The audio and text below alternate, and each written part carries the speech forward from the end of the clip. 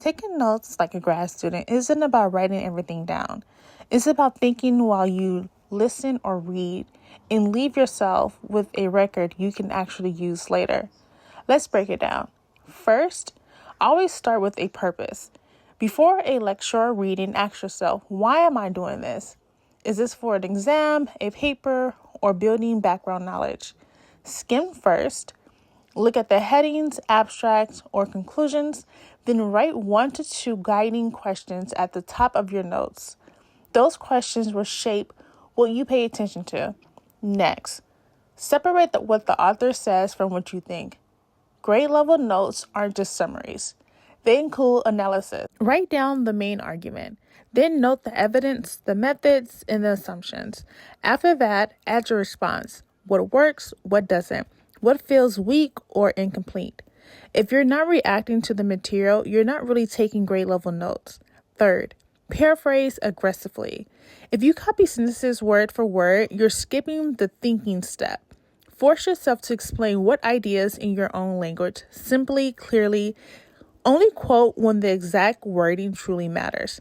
Fourth, focus on an argument, not details. You don't need a play-by-play of every page. What matters is the logic.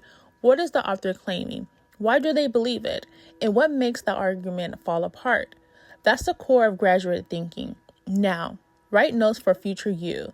At the top, always include full citation information. Add key notes so you can find the notes later. And at the end, write a short so what summary. Ask yourself, how can I use this in a paper? What conversation does this belong to? That one paragraph can save you hours later. Next, use a consistent system. Whether it's a notebook, a tablet, or a digital app, stick to one approach. The tool doesn't matter. Consistency does.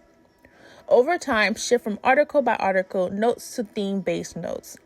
Instead of asking, what does the author say? Ask, what does the literature say about this idea? This is how notes turn into literature reviews and eventually into papers. For lectures or seminars, don't write transcripts. Listen to emphasis.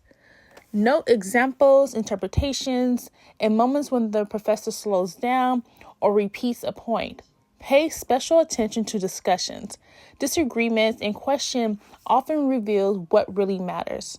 Finally, remember this. Good grad notes are not long. They are useful. If your notes help you think more clearly and write more effectively, you're taking notes like a grad student. And that's the goal.